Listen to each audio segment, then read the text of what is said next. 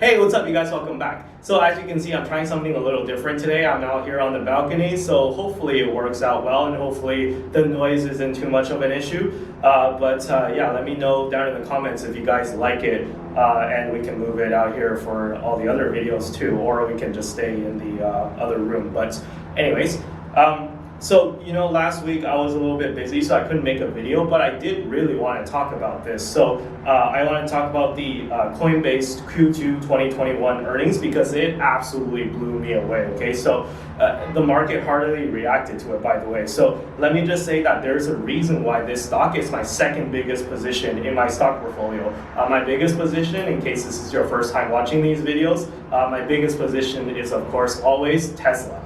Tesla will always be number one in my heart, but Coinbase is becoming a close second very fast. So in this video, we're going to talk about why.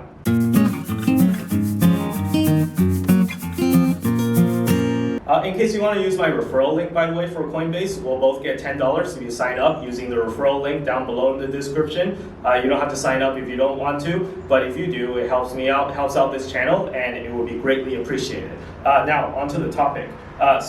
I have 35 shares of Coinbase currently today with the average of $317 per share. So it's a decent sized position, okay? So I put over $11,000 into this stock, and that's US dollars, by the way. So for my fellow countrymen, you guys can do the conversion yourself and see how much that would be in Canadian dollars. And as you can see, I'm down currently 17% on that position at the moment, but I'm not even the slightest bit worried because I would love for Coinbase to continue trading at what it is currently because anything under $300 I think is an absolute steal in my opinion, and I would love to just average down on this position and get my personal average cost down to below 300 as well.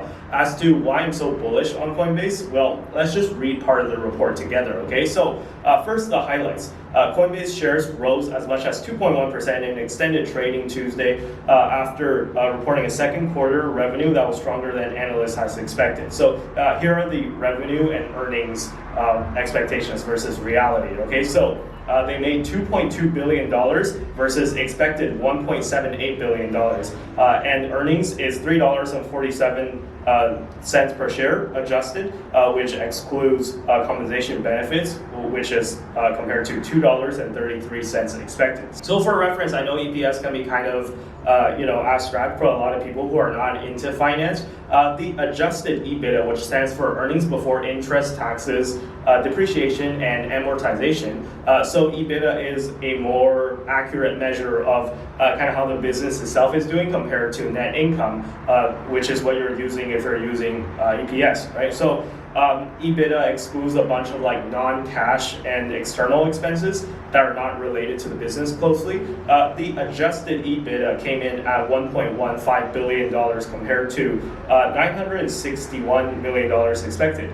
And that's already a healthy beat. And if you just stop to think about how crazy that is, that a company makes over $1 billion in adjusted EBITDA per quarter, not per year, per quarter.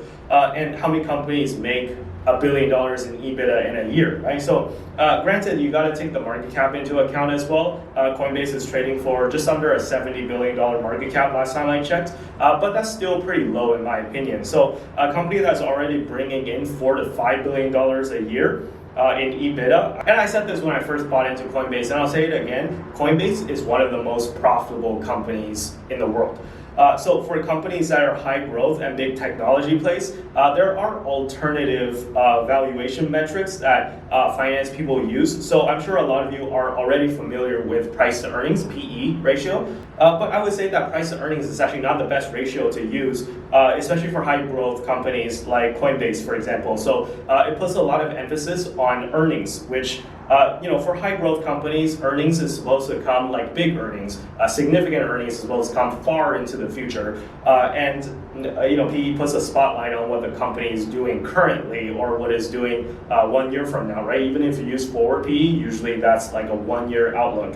So what ends up happening is that a lot of people look at the PE for something like a Tesla or Amazon, and then they're like, this company trades at a PE of like 100, 200. So there's no way I pay that much for a stock, right? That's what they think. They're wondering why the stock doesn't come down, or they're wondering when it will come down, and it never does. So an alternative, I think, is to look at EV to EBITDA, which stands for EV stands for enterprise value. So it's the value of the company without the cash on its balance sheet. And I think that this is a more accurate measure of the business, what the business itself is worth. So, for example, if you wanted to start a lemonade stand, for example, right? And let's say you asked your parents for money and your parents gave you $10,000 to start your lemonade business. Well, did you just make a $10,000 lemonade stand business? Because you have $10,000 as cash on the balance sheet? Well, technically, no, right? Because you haven't really done anything. You haven't started your lemonade stand. You just got $10,000. So market cap wise, though, you would be worth $10,000 because you have that on the balance sheet. But enterprise value would be zero in that case because you haven't done anything, right? So you get how that works. Maybe I can explain it better, and if you need a explainer, I'll link an article down below that explains enterprise value in more detail. But what you need to know is that we just talked about what EBITDA is, and we talked about EV now, right? Enterprise value, not electric vehicle. So for Coinbase, according to Yahoo Finance, the EV divided by EBITDA, so the EV to EBITDA ratio or multiple, sits at about 17 at the moment. So that by itself doesn't really mean anything until you compare it to other things. So I pulled up a chart of the average EV to EBITDA for the S&P 500, and the closest section to what Coinbase does, in my opinion, will be information technology, which has an average EV to EBITDA of almost 23. So Coinbase is actually trading at a discount compared to the rest of the technology sector, and this is like absolutely bonkers to me, right? So Coinbase is trading in line with consumer staples, which, you know, I don't know, it reminds me of like Kraft Heinz or like General Mills, something like that. So that's just absolutely insane how much Wall Street is undervaluing Coinbase. So clearly Wall Street does not like Coinbase, and that's just absolute disrespect in my opinion, but it is what it is, okay? So moving on, the next thing I want to talk about in the report is the institutional adoption part of crypto, and this one is an aspect that I think we should be paying a lot more attention to than we are currently. So looking at this chart, you can see that Coinbase's trading volume of crypto on the platform from institutions is up massively from just last quarter. And this makes sense as we've seen unprecedented interest in the crypto industry from companies. And this is important because if you're a company and you wanted to buy Bitcoin, right, or just put a significant amount of Bitcoin or Ethereum or whatever onto your balance sheet, your options are rather limited because it's not like us, right? It's not like you and me who can just go out and buy a Ledger Nano X. Like, you're not going to do that for $1 billion worth of crypto or like several $100 million worth of crypto, right? So naturally, you need a custody service and you need some type of like multi-sig solution, and you also need to be compliant with regulators. That's like a big thing, right? So from an accounting perspective, you might not want to deal with that yourself. So Coinbase is one of the only options for institutions out there if they want to invest a significant amount of their balance sheet into crypto. You also don't want to go with some random exchange, right? Because think about it, if you have $1 billion to deploy, you're not going to use like Andy's Bank. You're going to use JP Morgan Chase or Bank of America or Goldman Sachs or whatever, right? So it's kind of the same thing when it comes to crypto. So yeah, there are only a few platforms that comes to mind that can support something like this, and the US government hates Binance, so even though Binance is pretty big, you're probably not going to be able to use Binance because like they're decentralized and they don't have a headquarters, and the US regulators have been giving Binance like a lot of crap for that already, and Binance has been banned essentially in Ontario, where I live. So yeah, Binance is out of the question. So your options are only kind of Coinbase and Gemini, maybe is the other one that I'm thinking of. So Coinbase is way bigger than Gemini, by the way, and Coinbase is publicly traded, whereas Gemini is not. And fun fact, both Tesla and SpaceX use Coinbase to facilitate their purchase of Bitcoin when Elon decided to add Bitcoin to both companies' balance sheets. So clearly this is a business that's firing on all cylinders, and if you believe that crypto is going to be a much bigger business than what it is now, well then not only is it possible for this stock to go 10x, I would say that it's even likely in the next 5 to 10 years that we see something like a 10x gain, in my opinion. And again, this is not financial advice, this is just my opinion. Do your own research and don't sue me if I'm wrong, so that's just what I think.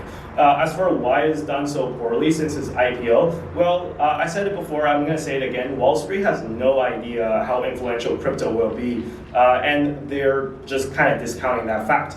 So let me remind you that Facebook stock went down almost 50% after its IPO because people just didn't understand how Facebook works, right? They didn't understand the social networking model and they didn't think that it was going to be a profitable thing. So a lot of you guys I know don't like Facebook as a company, as a business, but you have to admit that Facebook is a profit machine. And from a shareholder's perspective, it's great. Like, it's a great stock to own, right? And it's got a really sticky business model and it's very profitable. So I see a lot of similarities between Coinbase now and like an early Facebook. So that's why I'm so excited about being a Coinbase shareholder, and that's why I'm so excited about potentially adding more Coinbase to my portfolio. So a lot of people, I think, looked at the Coinbase numbers and they went, well, it's great and all. I know they beat earnings and it's amazing, but when Bitcoin goes to zero, like Coinbase is going to crash to zero as well, right? And they have no idea how wrong that is, right? They have no idea what's coming. So that's just my 2 cents. Let me know if you think I'm right or if you think I'm wrong down in the comments below. So be sure to give this video a like if you enjoyed the video, and consider subscribing if you like this series. Be sure to follow me on Twitter and Instagram, links down below as well in the description. And with that being said, I'll see you guys in the next video. Bye-bye.